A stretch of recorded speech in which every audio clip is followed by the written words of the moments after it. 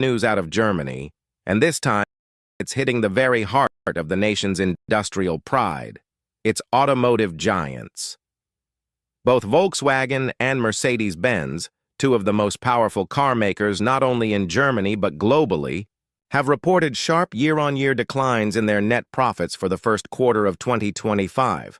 Specifically, each company recorded a drop of more than 40%, a staggering number that has rattled investors and shaken confidence in what has long been a reliable economic engine.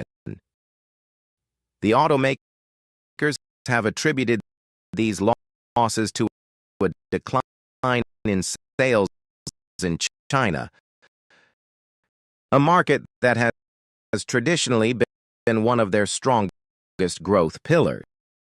However, it's not just the past that's troubling these companies, it's the future. Forecasts for the coming months look even gloomier, clouded by political strife, economic uncertainty, and increasingly hostile international trade dynamics. Among the most disruptive developments currently shaking the foundation of the European automotive industry is the aggressive stance taken by U.S. President Donald Trump. German car makers have warned in recent weeks about the devastating potential impact of newly announced tariffs on car imports from the European Union. Unlike previous threats or vague policy hints, this move came with alarming specificity and urgency. It did not start with shuttered factories or televised announcements. Interpretation. It was a direct order. Move your factories or pay the price. And just like that, what had already been a tense and uncertain relationship between the United States and Europe escalated into an all-out economic standoff. The ripple effects were immediate. German automakers, Volkswagen, BMW, Mercedes-Benz, Audi, and Porsche did not announce their departure from the American market. But they didn't sit idle either. Instead, they executed a calculated retreat. They froze operations, halted shipments, redrew their supply chains, and began to reconfigure their production strategies, not because they wanted to, but because survival demanded it. Take Audi, for example. The company did not hold a press conference.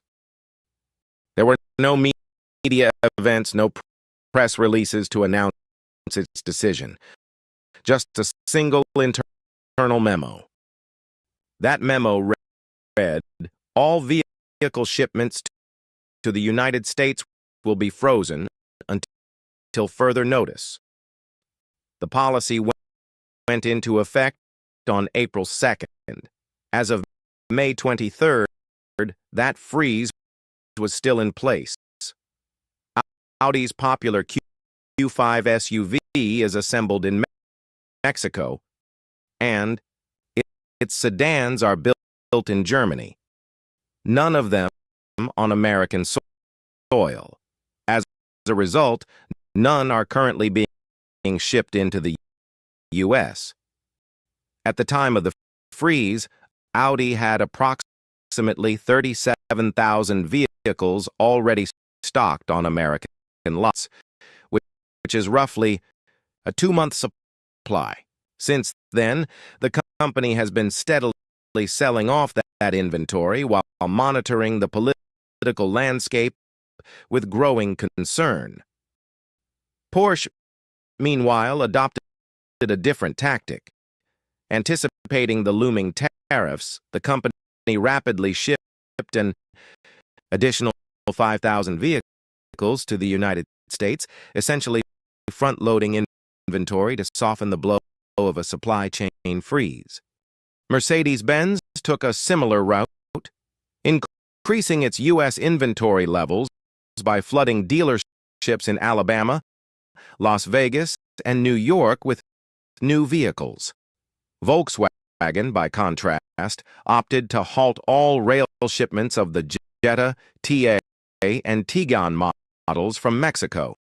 BMW, similarly cautious, froze exports of multiple European-made sedans to avoid the risk of having them stranded at port with no economically viable path into the country.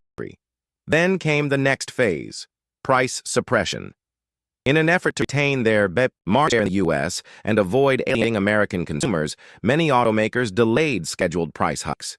BMW held prices steady for several weeks, absorbing increased costs internally. But this month, the company relented, announcing a 4% price increase on its Mexico-manufactured 2 Series models. Audi has also raised prices modestly on its new A5 line. Porsche, for now, has maintained its pricing levels, but internal sources suggest the company is holding daily strategy meetings to reassess this position. Lamborghini, which has also remained steady, is reportedly weighing whether to follow Ferrari in implementing a more subtle, quiet price hike. While the German automakers were navigating this precarious landscape, the Trump administration escalated the conflict further. In addition to the already implemented 25% tariff on imported vehicles introduced in April, Trump threatened to increase this rate to a full 50% on all European Union imports, not just cars. The policy broadening didn't stop there. President Trump also publicly demanded that Apple relocate its iPhone manufacturing to the United States or face similar tariff penalties. Apple's stock reacted instantly, dropping nearly 4% in pre-market trading. Financial markets trembled. Investors were rattled. The European Union, cornered but far from willing to capitulate, responded with its own threat. The European Commission, led by President Ursula von der Leyen, has begun preparing a massive $95 billion retaliation package. The package includes counter-tariffs on American products ranging from bourbon and motorcycles to aircraft,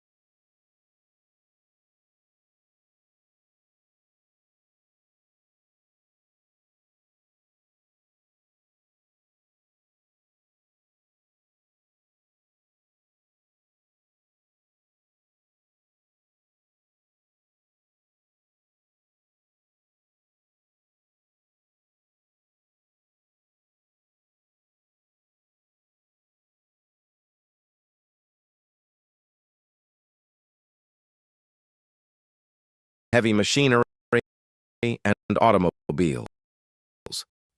Brussels has set a July deadline for resolving the dispute. Should negotiations fail, the EU's trade wall will rise to match the U.S. tariffs, creating a tit-for-tat scenario that could spiral into a full-scale trade war.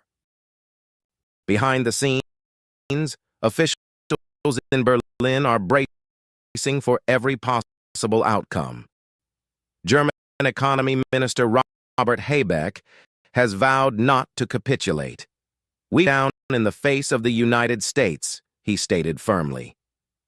Chancellor Olaf Scholz acknowledged that factory closure, but that strategic adjustments may be unavoidable, and indeed, they have already begun. No German officially exited the U.S. market, as usual either. Production plans are shipments are on hold, is being slashed. The look for German brands in the U.S. is being BMW's North Carolina, the facility worldwide, is at full capacity to constraints. Mercedes-Benz 25% budget cut directive to its American. Audi and Porsche time in their corporate histories exploring the feasibility-based production facility because they want